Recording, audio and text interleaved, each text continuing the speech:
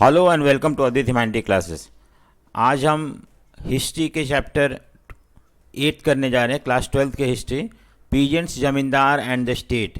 हम इस सब चैप्टर में हम देखेंगे मुग़ल के समय एग्रेरियन सिस्टम क्या था, किस तरह से जमींदार पीजेंट्स जो थे वो स्टेट से रिलेटेड थे, what role did the state play in controlling peasants and zamindar. So all these things we are going to study, especially in 15th and 16th century.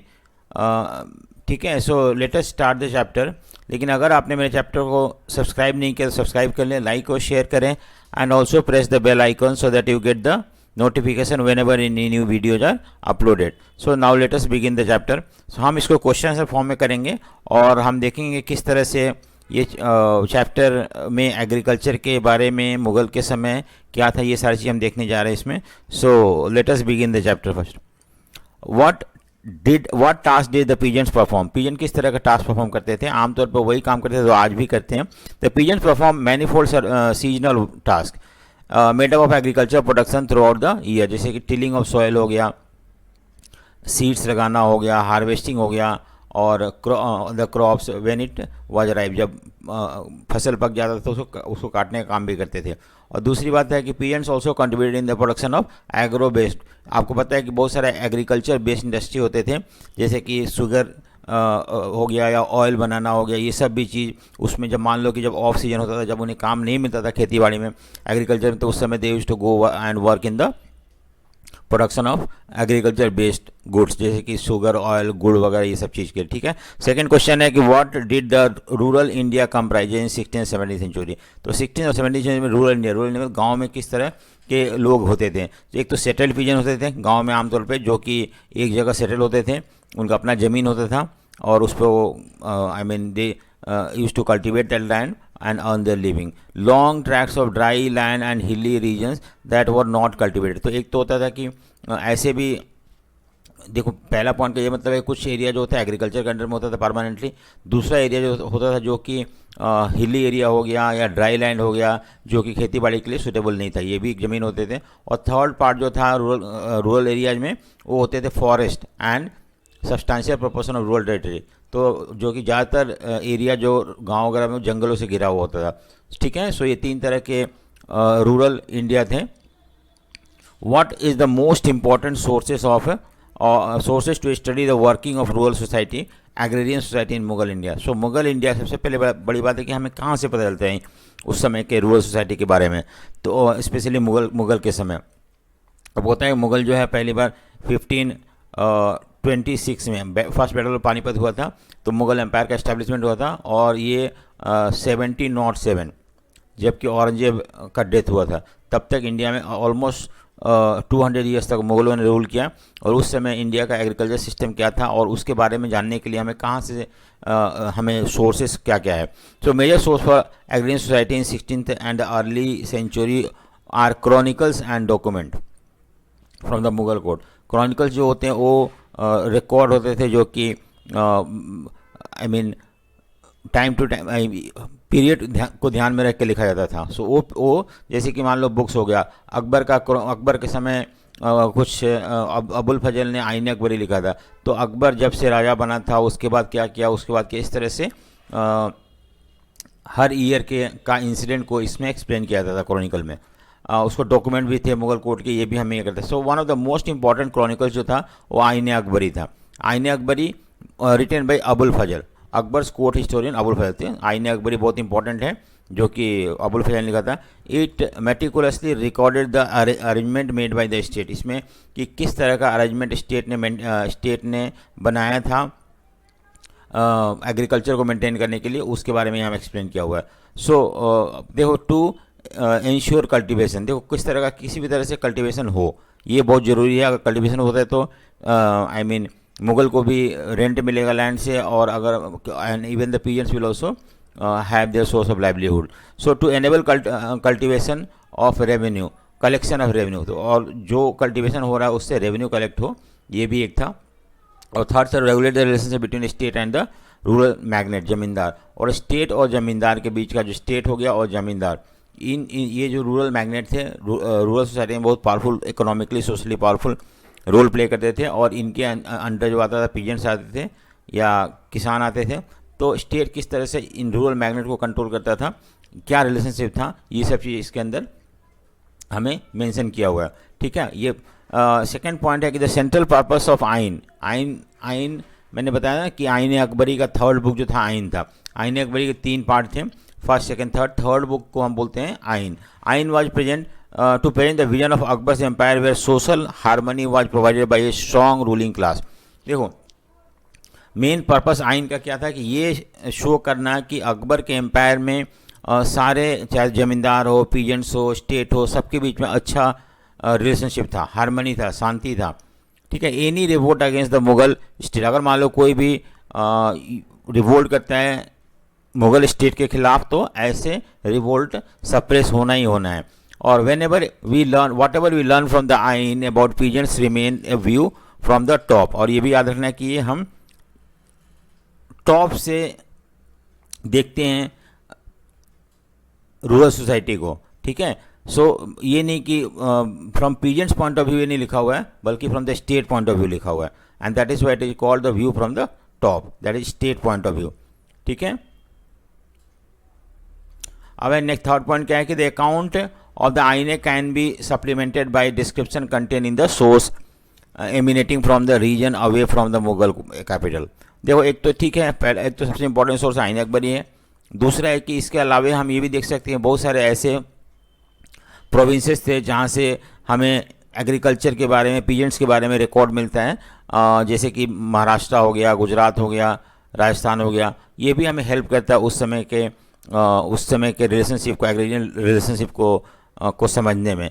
Next है हमारा कि all the sources recorded instances of conflict between the peasant zamindar and the state, they gave us insight into peasants perception and expectation of fairness from the state. So इन सारे record से हमें क्या मिलता है, जो कि हमें गुजरात महाराष्ट्र से मिला हुआ है कि हमेशा always there used to be conflict between the peasant zamindar and state. Zamindar peasant state में हमेशा टेंशन रहता था। और ये शो करता है कि क्या पीजेंट्स एक्सपेक्ट करते थे स्टेट से, स्टेट क्या एक्सपेक्ट करता था पीजेंट से या जमींदार से। ये सारे सोच जो है इन सोर्सेज में हमें पता चलता है। ठीक है, सो ये फर्स्ट क्वेश्चन था हमारा कि हमें कहाँ से what were the most important sources to study rural society.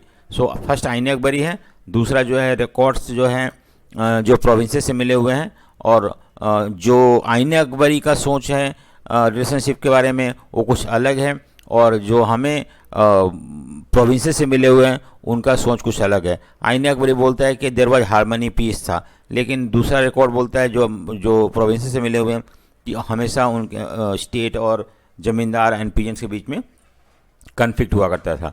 ठीक है, सो हम नेक्स्ट क्वेश्चन मूव करते हैं आपका, what are the two classes of farmers in Mughal state. दो तरह के कौन से फार्मर होते थे। तो some sources use to denote the peasants as a raiyats और मजूरा। We also encounter terms like kisan और असामी, ये सभी टर्म यूज किए जाते थे। असामी हो गया, मजूरा हो गया, रायट हो गया। ठीक है, अब देखो फर्स्ट क्या है, सोर्सेस 17वीं century refer to 2 kinds of peasants, लेकिन 2 तरह के पीजेंट्स मेंशन किया गया है सोर्सेस में। एक तो खुद कस्त एंड पाही कस्त। खुद कस्त और पाही कस्त कौन होते थे ये लोग? देखो खुद कस्त जो थे उनका वो गांव में ही रहते थे और उनका अपना गांव में ज़मीन हुआ करता था और वहीं रह के कल्टीवेट करते थे या कल्टीवेट करवाते थे। पाही कस्त जो थे वो रेसिडेंट्स वो belong to the some other village, कहीं दूसरे गांव से आके दूसरे गांव में काम करते थे। उनके पास अपना कोई ज़मीन नहीं होता और दूसरे के ज़मीन में काम करते थे कॉन्ट्रैक्चुअल बेसिस पे। ठीक है, people become pahi kasht either by choice और example when terms of revenue in the distance village were more favourable और out of compulsion forced by economic distress after famine. तो लोग कब पाही कस्त बन जाते थे? जबकि मान लो उनके गांव में रेवेन्यू बहुत ज़्यादा कलेक्ट किया जाता है और दूसरे गांव में कम किया जाता है, तो वो लोग अपने गांव छोड़ के चले जाते थे दूसरे गांव में और वहाँ पे रहने लगते थे और वहाँ पे वो लोग खेती बाड़ी करते थे। या कभी कभी क्या होता था कि उनके गांव में अगर फेमाइन, सूखा पड़ गया, किसी भी तरह का इकोनॉमिक प्रॉब्लम आ गया तो they used to leave their village and go to other village and work there as a peasants. तो इस तरह से ये तो 2 तरह कौन कौन से थे?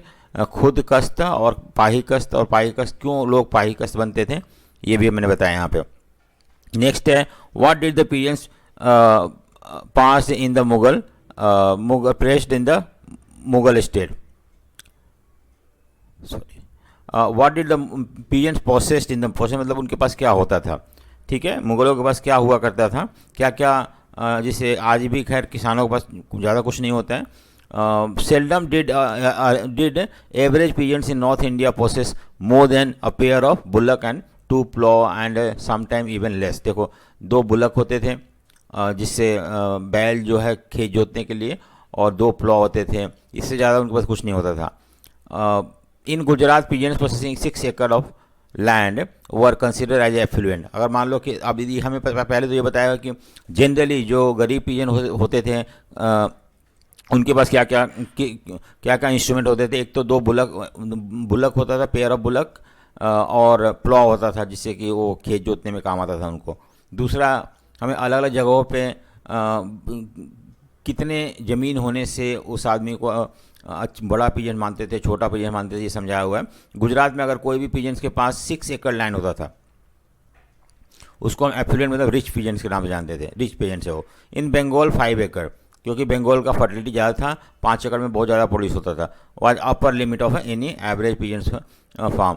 10 acres would make rich peasants asami. अगर जिसके पास 10 एकड़ से ज़्यादा ज़मीन है उसको हम बोलते हैं आसामी बोलते हैं, आसामी मतलब रिच पीजन्स बोलते हैं, ठीक है। सो ये भी दिया हुआ है यहाँ पे। नेक्स्ट ये बताया कल्टिवेशन और based on the principle of individual ownership.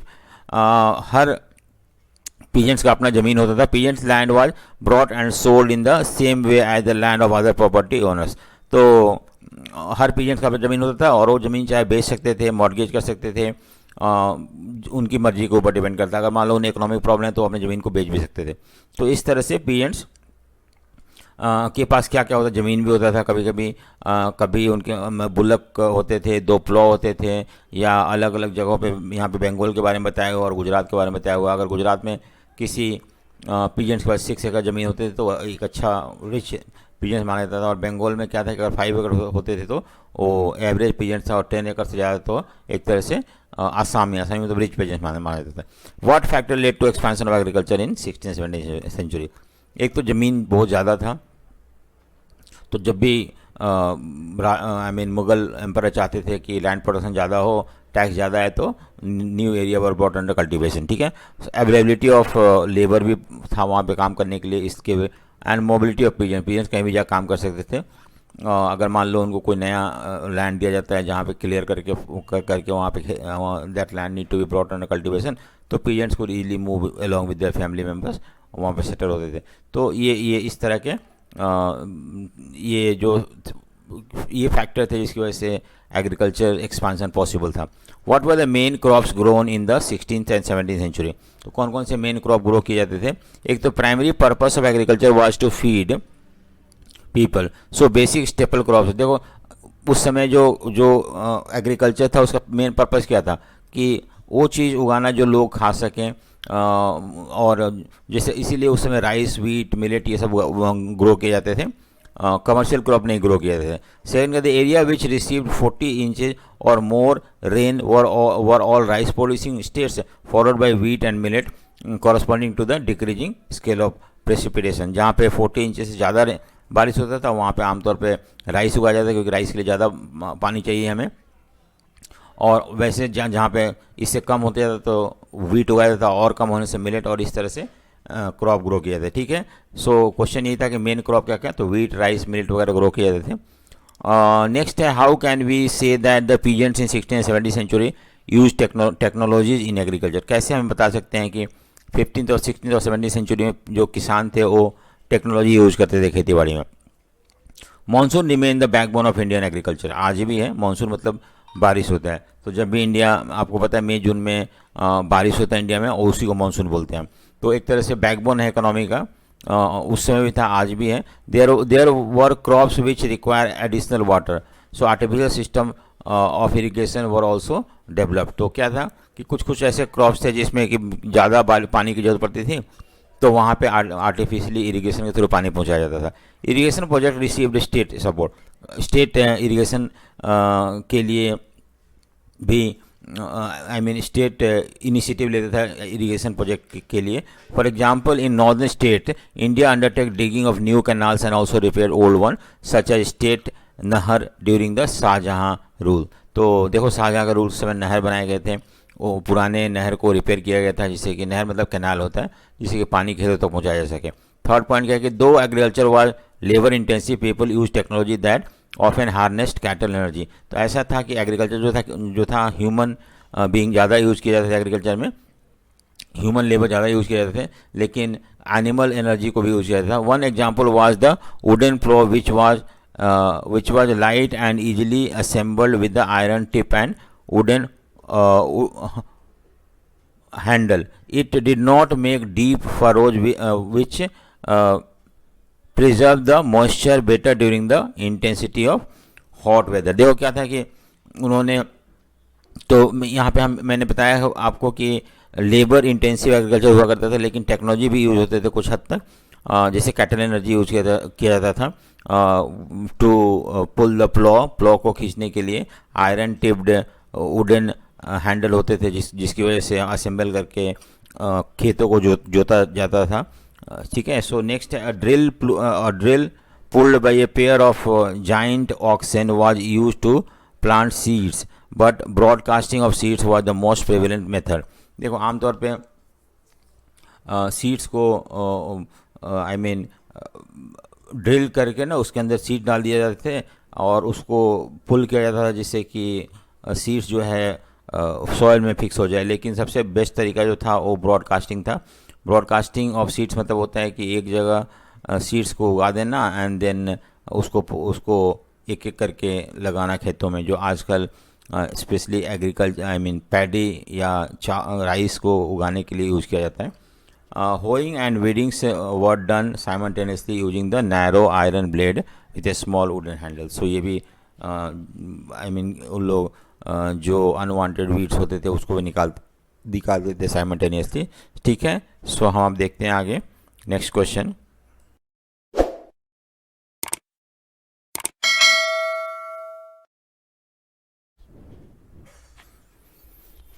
So what was the major seasonal cycle of agriculture in 16th-17th century. ठीक है. सो एग्रीकल्चर सीजनल साइकिल मतलब होता है, आपको पता है कि आज भी देयर आर 3 एग्रीकल्चर सीजन होते हैं, राबी, खारीफ और जायद. तो क्या उस समय भी ऐसा कुछ था?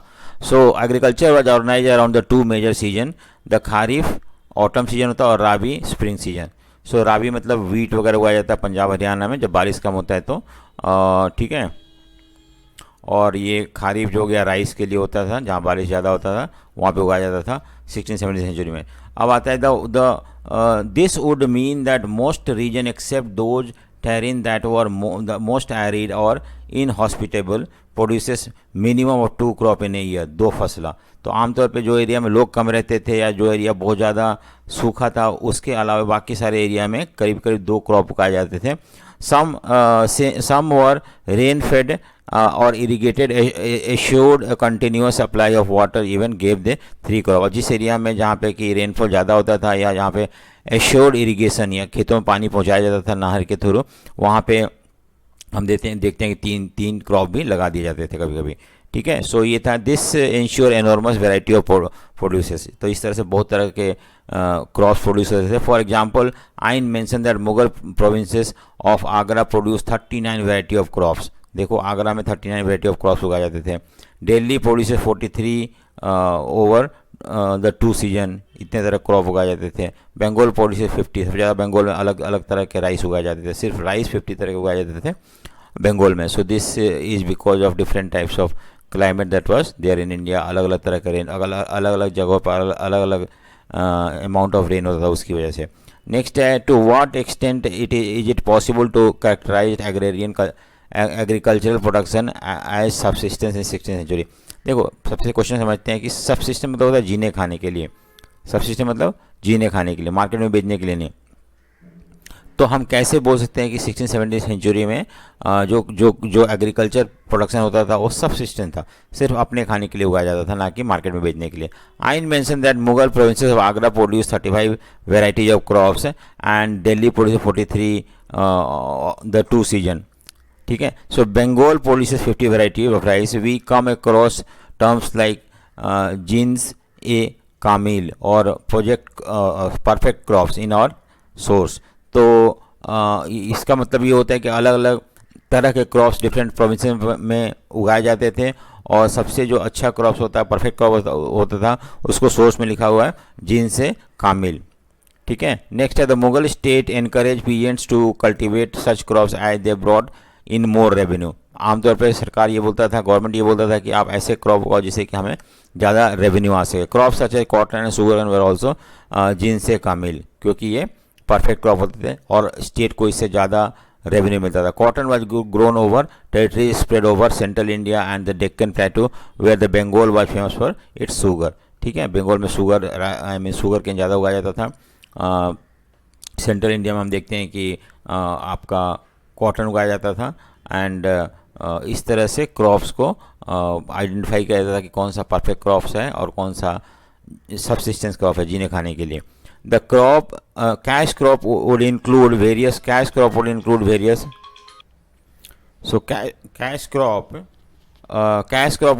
various item of oil seed हो गया, mustard, lentil, ये सब चीज़ कैश क्रॉप में आते हैं। This show how subsistence and commercial production were closely interwoven. तो किस तरह हम देखते हैं दोनों चीज़ उगाया जाता था अपने जीने खाने के लिए भी, राइस, व्हीट, मिलेट वगैरह, और मार्केट में बेचने के लिए उगाया जाता था। ठीक है। So in an average peasants holding. ठीक है। तो ये हो गया किस तरह के क्रॉप्स उगाए जाते थे। Which crops were introduce in India in 16th century. तो 16th सेंचुरी में कौन कौन से नए क्रॉप इंट्रोड्यूस किए गए थे इंडिया में। During 17th century different new crops were introduce different part of the world से आके लगाया गया। यहाँ पे मेज हो गया, मक्का, introduce in India via Africa and spam and by the 17th century being listed as one of the major crops of western India। तो ठीक है, मक्का याद रखना आप। एक दूसरा जो है more over vegetables like tomato, potato, chillies वगैरह भी इंट्रोड्यूस किए गए थे इंडिया में न्यू वर्ल्ड से, यानी कि अमेरिका से। फ्रूट्स पाइन एप्पल हो गया और पपाया, ये भी इंट्रोड्यूस किए गए थे। सो ये क्वेश्चन आसान है, कोई दिक्कत नहीं है। नेक्स्ट है to what extent do you think caste was a factor in influencing social and economic relationship in agrarian society. तो एग्रेरियन सोसाइटी में कास्ट जो था एक इंपॉर्टेंट रोल प्ले करता था कि स्टेटस क्या होगा, या वो ज़्यादा धनी होगा या गरीब होगा, इसके बारे में।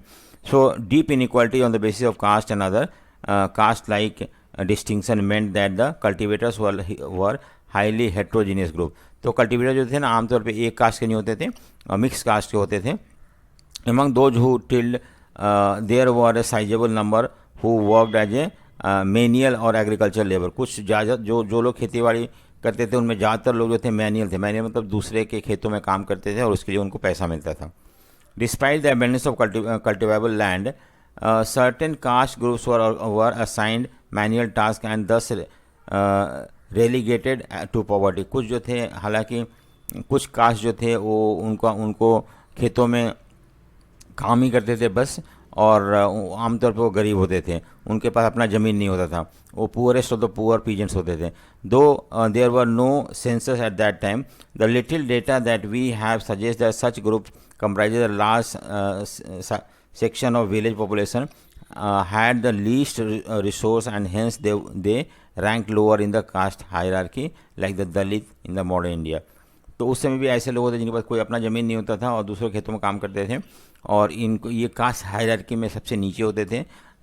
दलित, जैसे आज दलित हैं उस तरह से उन लोग भी होते थे पहले, और इनका अपना कोई ज़मीन नहीं होता और दूसरे ज़मीनों में काम करते थे। Such distinction had begun permeating into communities too. The Muslim communities, the manual like halal kharon scavengers were housed outside the boundary of the village. Similarly, the Malahjada son of boatman in Bihar were comparable to slave। देखो क्या था यहाँ पे कि Muslim community में भी इस तरह का हमें मिलता है, जैसे कि हलक खरोन जो थे वो स्कैवेंजर थे। स्कैवेंजर मतलब जो गाँव में अगर कोई चीज़ मर जाता था, एनिमल्स वगैरह, तो उसको उठा के ले जाते थे, और आमतौर पे ये लोग गांव से बाहर रहते थे। दूसरी तरह के थे बिहार में हम देखते हैं मल्लाहजादा जो थे बोटमैन थे, सन ऑफ बोटमैन, और ऐसे लोग भी स्लेव जैसा कंपेयर किए जाते थे। नेक्स्ट है there were also direct correlation between the caste and poverty. आमतौर पे जो हायर कास्ट के लोग होते थे वो रिच होते थे और जो लोअर कास्ट लोग होते थे वो गरीब होते थे। So in the manual from 17th century Marwar Rajput were mention as a peasants serving the same space with the Jats. देखो राजपूत और जाट जो थे एक ही स्टेटस के थे उनको। The Gauravas attributed land around Vrindavan sought Rajput status in 17th century. ठीक है, सो गौरवा जो थे कुछ कम्युनिटी थे उन लोगों को किस तरह का स्टेटस मिलता था, राजपूत का स्टेटस मिलता था। The caste such as Ahir Gujars and the Malis rose to the hierarchy because of the profitability of cattle rearing and horticulture. आमतौर पे ये जो पहले लोअर कास्ट के थे लेकिन इनका स्टेटस धीरे धीरे बढ़ना शुरू हो गया क्योंकि इन लोग जनरली कैटल लेयर करते थे और सब्जी वगैरह उगाते थे, फ्रूट्स वगैरह उगाते थे, इससे इनके इनकम बढ़ने लगा और जब इनकम बढ़ने लगा तो उनका स्टेटस भी हाई होने लगा। In the eastern region intermediate pastorals and fishing caste like Sadgopas and Kaivartas acquire the status of peasants. पहले ये लोअर कास्ट के लोग थे but slowly with the passage of time ये सेटल हो गए और finally they also acquire the status of peasants. ठीक है, सो ये है कुछ कास्ट और सोशल स्टेटस के बारे में। एग्रीरियन सोसाइटी में सोशल और इकोनॉमिक फैक्टर जो था वो कैसे इंटर रिलेटेड था, किस तरह से जैसे जैसे लोगों के पास इनकम आता गया कैसे उनका सोशल स्टेटस इंप्रूव होता गया। सो ये सब चीज़ में बताया हुआ है। नेक्स्ट है हमारा examine the role of panchayat in the rural society of Mughal empire. तो पंचायत का क्या रोल था, ठीक है, तो हम देखते हैं इसको।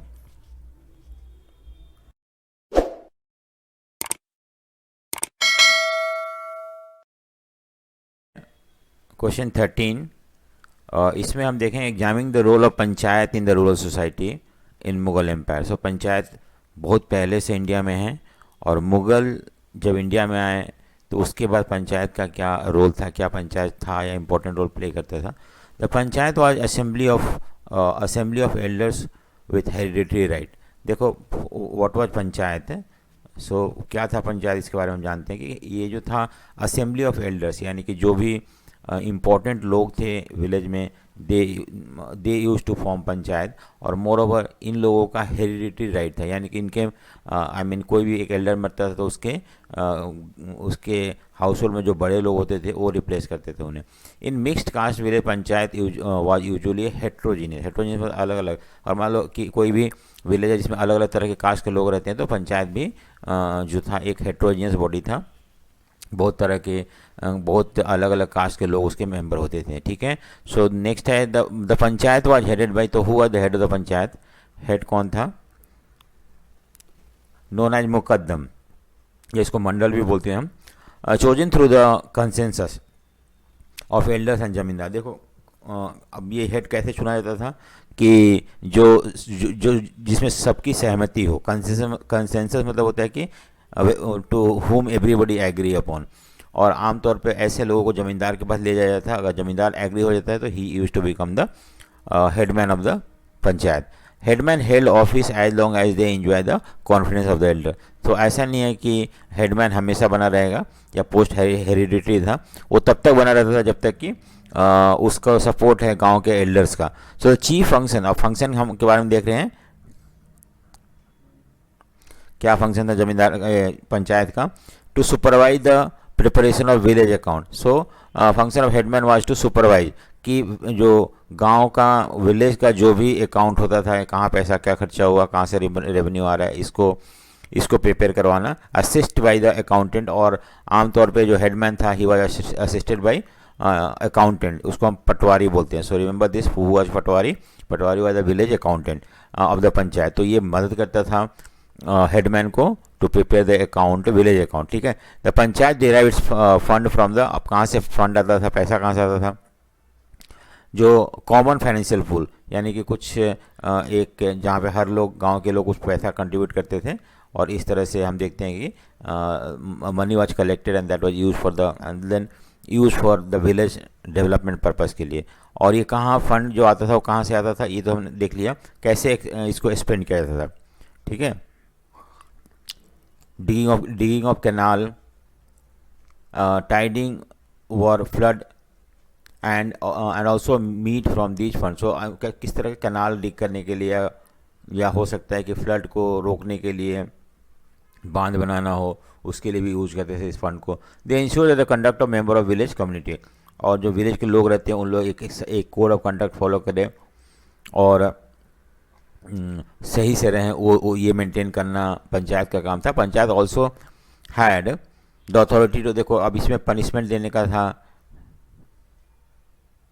ठीक है, पनिशमेंट का रोल था इनको कि पनिश कर सकते थे।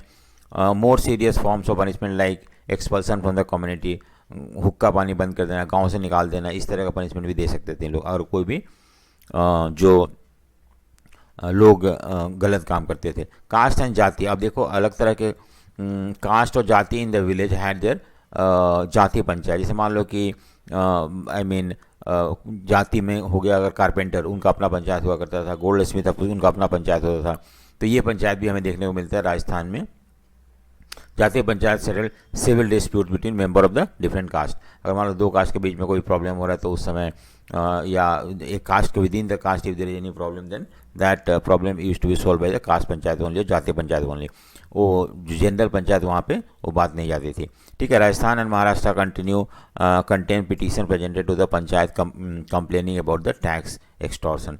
अब हमने बहुत सारे ऐसे पिटीशन देखा है राजस्थान और महाराष्ट्र में, जहाँ पे कि लोग कंप्लेन करते थे कि बहुत ज़्यादा टैक्स कलेक्ट किया जा रहा है उनकी वजह से, और इसकी वजह से उन्हें परेशानी हो रहा है गाँव विलेज वगैरह में जो पीजेंट्स थे उनके, ठीक है। तो ये हमने देखा पंचायत के बारे में, पंचायत का क्या रोल था, इंपॉर्टेंट क्वेश्चन है।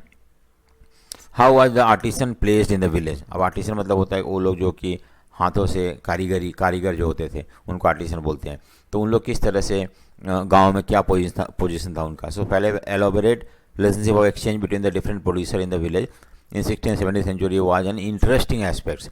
हमें बहुत अलग तरीके से गुड्स बनाए जाते थे, बेचे जाते थे, या क्या किस तरह से एक्सचेंज होता था, ये एक अलग कहानी है, अलग इंटरेस्टिंग फैक्ट है। Marathi document and the British survey revealed existence of substantial number of artisan 25%। करीब कभी कभी हम गांव में 25% जो लोग थे out of 100 they use to be craft person. तो ऑब्वियसली इनका जो पॉपुलेशन था बहुत ज़्यादा था कि हम इनका एक्टिविटी को इग्नोर नहीं कर सकते हैं। सो हम देखते हैं कि क्राफ्ट पर्सन क्या रोल प्ले करते थे गाँव में और किस तरह से उनका अपना सबसिस्टेंस, अपना जीना खाना चलता था, ठीक है। The distinction between artisan and peasants in the village society was fluid one as many groups. अब देखो क्या था कि एक तो गांव में मैंने बताया जमींदार रहते थे, देन जमींदार रहते थे, उसके बाद फिर गांव में पीजेंट्स रहते थे, एंड देन क्राफ्ट पर्सन भी रहते थे। तो हु और क्राफ्ट पर्सन, हु और पीजेंट मतलब जो खेती बाड़ी करते थे, क्राफ्ट पर्सन जो कारपेंटर हो गए, पोट्री मेकर हो गए, ऐसे लोगों को हम क्राफ्ट पर्सन, जो माला बनाने वाले लोग हो गए, और भी बहुत सारे इस तरह के स्पेशलाइज वर्क करते थे, ऐसे लोगों को हम क्राफ्ट पर्सन बोलते हैं। तो क्या was there complete distinction between the two कि ये अलग हैं वो अलग है, नहीं, ऐसा कुछ नहीं था। पीजेंट्स जो थे वो भी क्राफ्ट पर्सन में काम कर लेते थे जब ऑफ सीजन में, क्राफ्ट पर्सन भी जब उनको काम नहीं होता था तो ये खेती बाड़ी कर लेते थे। सो ऐसा कुछ वाटर टाइट कंपार्टमेंट नहीं था कि क्राफ्ट पर्सन का अपना ही काम है और पीजेंट्स का अपना ही काम है। Cultivator and their family would also participate in craft production, जैसे कि डाइंग हो गया, टेक्सटाइल प्रोडक्शन हो गया, प्रिंटिंग हो गया, बेकिंग हो गया, making and repairing agricultural tools, ये सब काम वो भी कर लेते थे।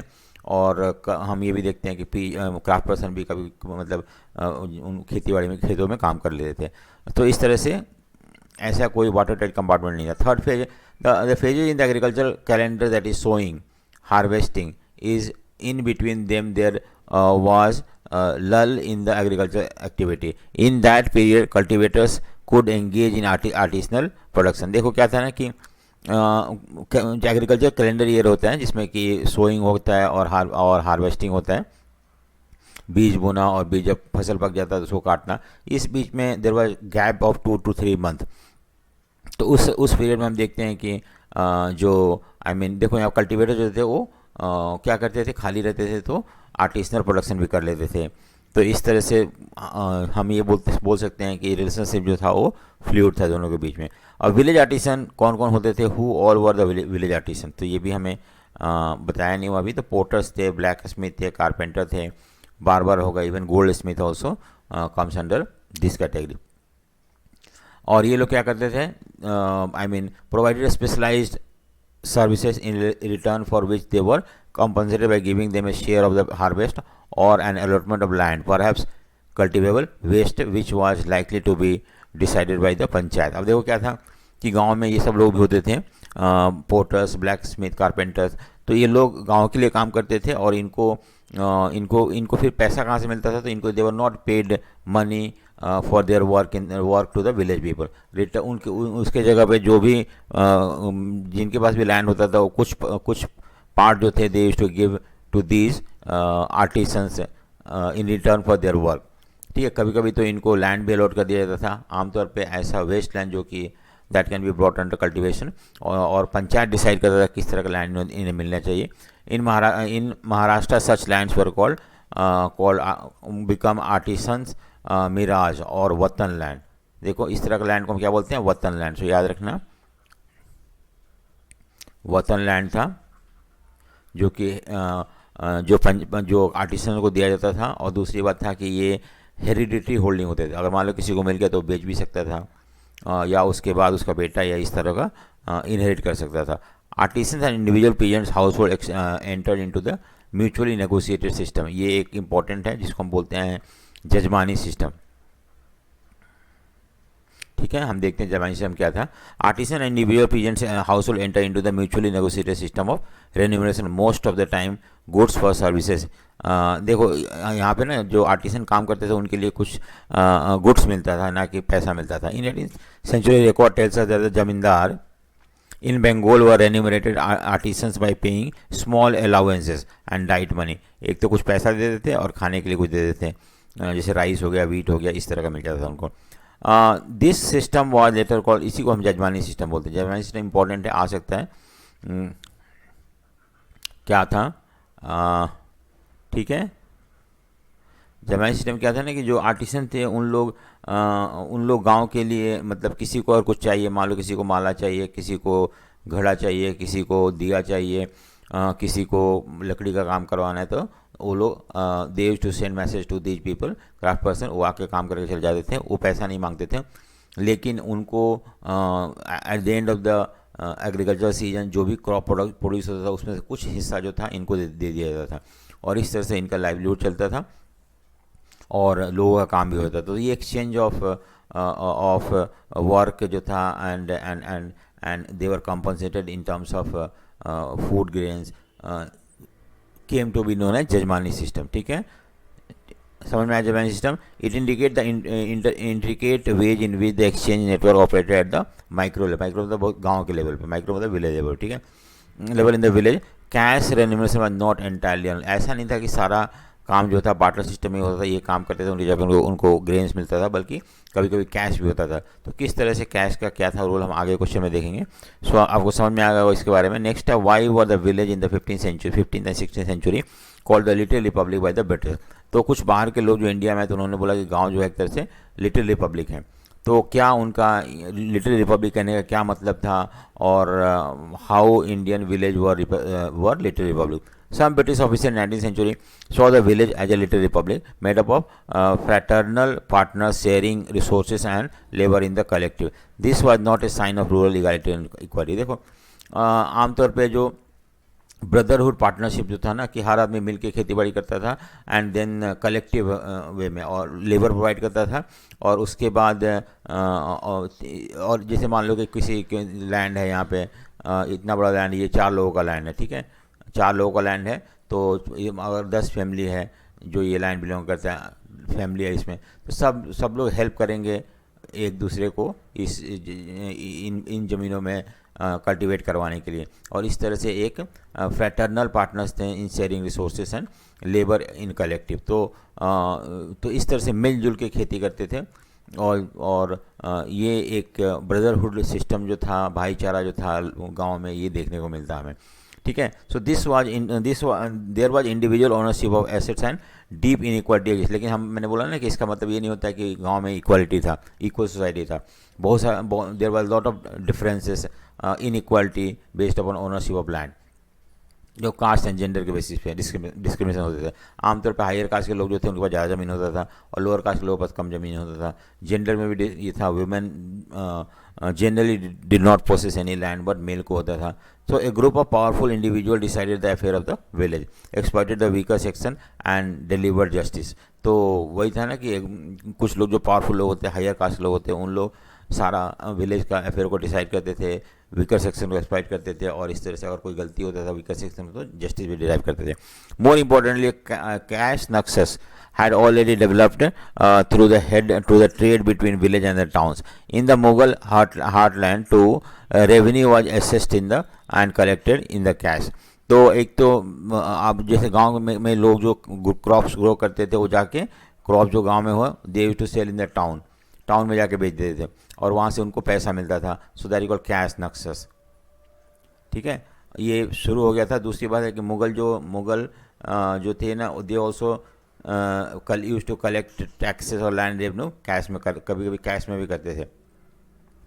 तो ये भी एक कैश का सिस्टम शुरू होने लगा था।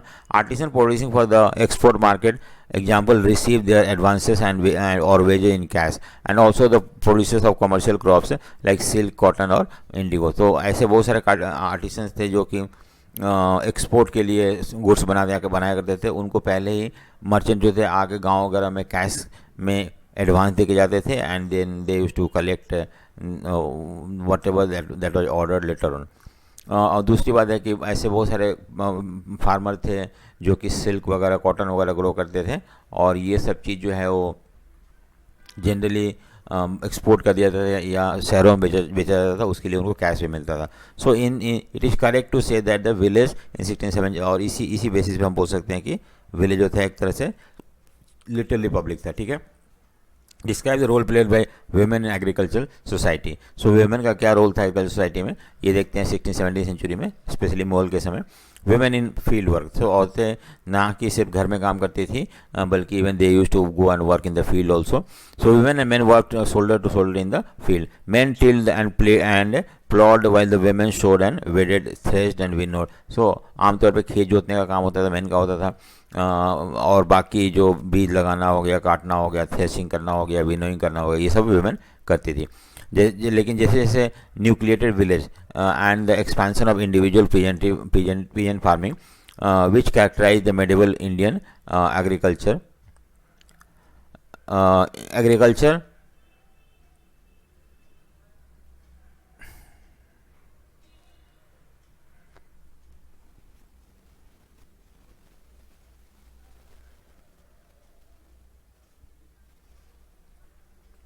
Agriculture, the basis of production was the labor and the resource of entire family।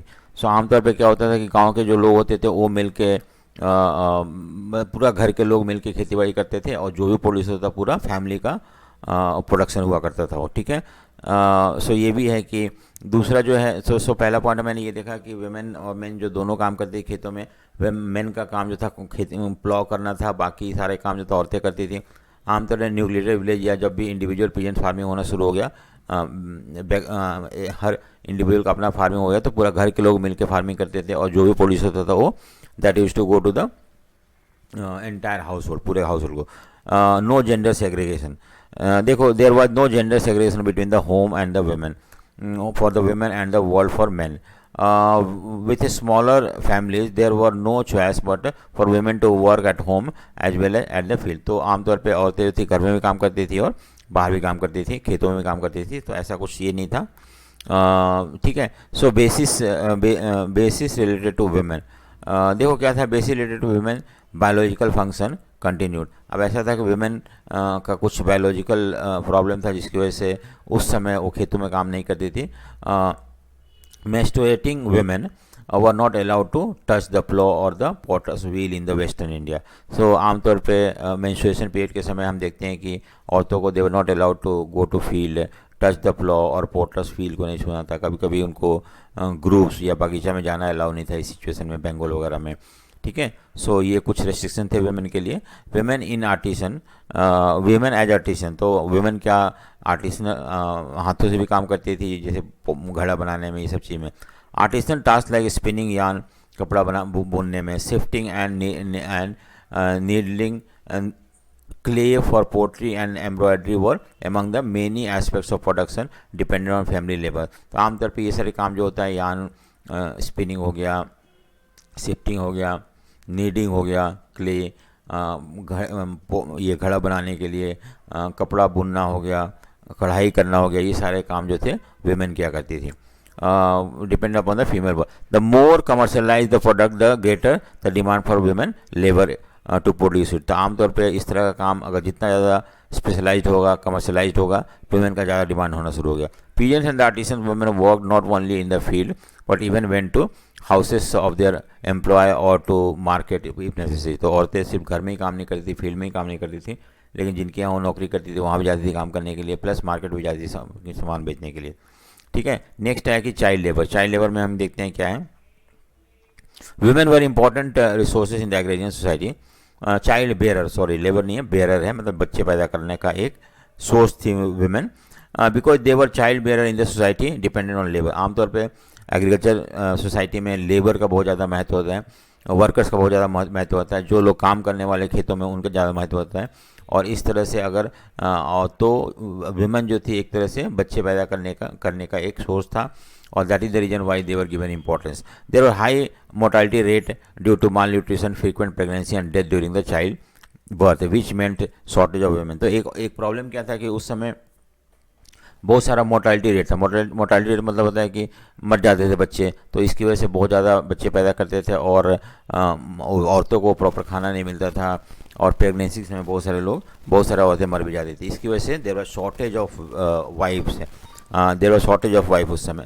So this led to emergence of social culture in peasants and artisan community that were distinct from the those prevalent among the elites group. तो इसकी वजह से आमतौर पे जो एक अलग social culture develop हुआ इनके आई मीन पीजेंट्स और आर्टिसनों के बीच में, वो था कि marriage in rural community require payment of bride price. तो आमतौर पे जो रिच एलिट क्लास के लोग होते हैं उन लोग दहेज देते हैं, लड़की वाले जो होते हैं दहेज देते हैं और तब शादी होता था. लेकिन यहाँ पे उल्टा होता था, जो पीजेंट्स और आर्टिसन फैमिली के लोग जो होते हैं वो दहेज देते थे लड़की शादी करने के लिए.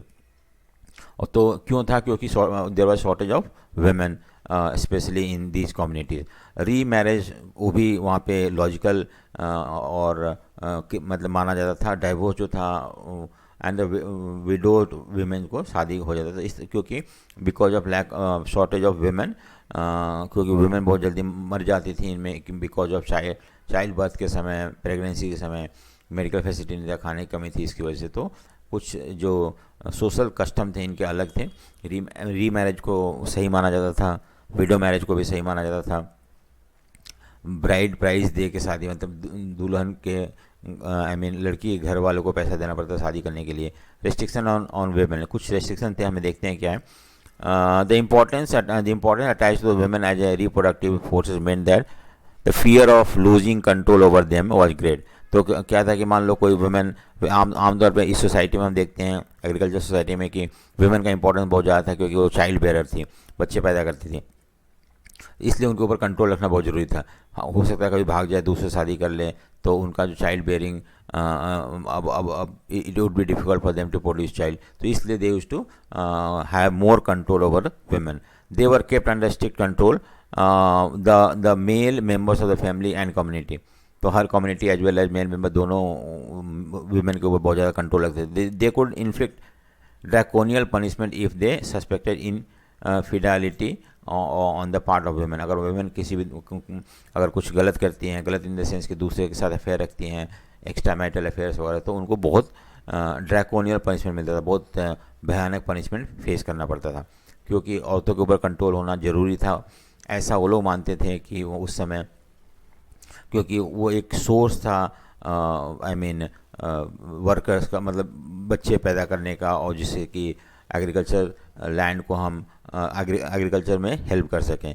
सो वुमेन सॉट जस्टिस. तो इस और वुमेन को ये चीज़ गलत लगता था कि why there was lot of control over them. Document from the western India, Rajasthan, Maharashtra and Gujarat record petition sent by women to the village panchayat seeking redressal just wife protest against the infidelity of their husband. देखो, अगर औरतें कुछ गलत करती हैं तो उनके लिए पनिशमेंट था, अगर मेल करता है तो उनके लिए कोई पनिशमेंट नहीं था। अगर मेल अपना दूसरे औरतों के साथ रिलेशनशिप रख रहा है तो कोई प्रॉब्लम नहीं है। अगर वो अपने वाइफ को नेगलेक्ट कर रहा है, चिल्ड्रन को नेगलेक्ट कर रहा है, तो ऐसा कोई प्रॉब्लम नहीं है। तो ऐसे वुमेन क्या करती थी कि कंप्लेन करती थी विलेज पंचायत में कि उनके हस्बैंड ऐसे कर रहे हैं, वैसे कर रहे हैं। On the most cases women petition to panchayat, लेकिन वो अपना नाम नहीं लिखती थी। वो बोलती थी कि brother of this, daughter of this, wife of this, इस तरह से रेफ़र करती थी, ना कि अपना नाम को सामने रख के कंप्लेन करती थी। तो ये भी एक जनरली वुमेन नहीं करती थी, क्योंकि उनको लगता था कि उनके बदनामी होगा। ठीक है। राइट टू इनहेरिट प्रॉपर्टी, अब कुछ केसेस में हम देखते हैं कि वुमेन को भी राइट टू इनहेरिट प्रॉपर्टी था अमंग द लैंडेड जेंट्री, यानी कि लैंडेड क्लास के लोगों में, आई मीन अपर क्लास के लोगों में women had the right to inherit property. ठीक है। हमें कहीं कहीं इस एग्जाम्पल मिला, Punjab show that the women including widow actively participated in the rural land market as sellers of property inherited by them.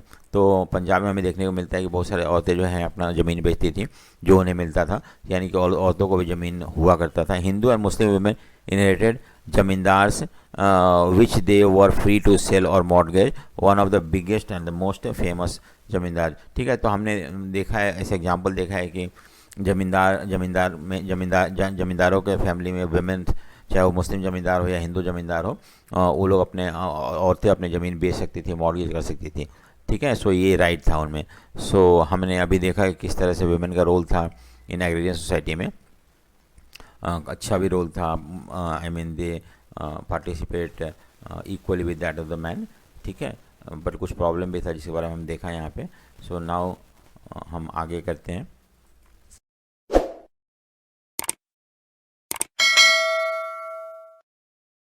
Century में सो इंट्रोडक्शन में क्या है कि provinces in northwestern India had intensely cultivated, but in the eastern, central and northern India, Jharkhand and Deccan Plateau, huge tracts of forest, dense forest, jungle or scrubs, jungles और so forest land को dense forest जंगल बोलते थे, और scrubs land जो हो गया खरबंद located. The forest cover is estimated to be 40% at that time. So उस समय बहुत ज़्यादा एरिया इंडिया का फॉरेस्ट से कवर था, कितना 40%। सो दैट इज़, अभी जो है सिर्फ 22% है, उस समय बहुत ज़्यादा था। अब पहला पॉइंट है इसके अंदर, ये इंट्रोडक्शन था हमारा। Forest dwellers were termed as a jangli because their livelihood come from gathering of forest product, hunting and shifting agriculture. These activity were largely seasonal specific. देखो, उनको हम जंगली बोलते थे। जंगली इसलिए बोलते थे क्योंकि क्योंकि उनका जो जीना खाना था या लाइवलीहुड था वो फॉरेस्ट से गैदर करते थे, और इसलिए उसको जंगली बोलते थे। दूसरा जो है एमंग द व्हील्स, अब हम बता रहे हैं कि, और दूसरी बात है कि उनका जो एक्टिविटी सीजनल स्पेसिफिक था, हर अलग अलग सीजन में अलग अलग तरह के काम करते थे उन लोग। जैसे कि व्हील जो है एक ट्राइब है, सेंट्रल इंडिया में पाया जाता है। स्प्रिंग सीजन से ना, स्प्रिंग सीजन जो था उनके लिए कलेक्टिंग फॉरेस्ट प्रोडक्ट के लिए होता था। सो आमतौर पे स्प्रिंग सीजन में उन लोग फॉरेस्ट के प्रोडक्ट कल्टीवेट करते थे। समर में फिशिंग और ऑटम एंड विंटर में हंटिंग करते थे। सो देखो किस तरह का एक्टिविटीज़ में वो एंगेज थे अपने आप को, depending upon season. Such A sequence presumed and perpetuated mobility which was a distinctive feature of tribes inhabiting in the, so उनका क्या सबसे important feature था, mobility। they used to move from place to place। तो ये उनका एक important aspect था, और ये seasonal nature of work made them to move from one place to another place।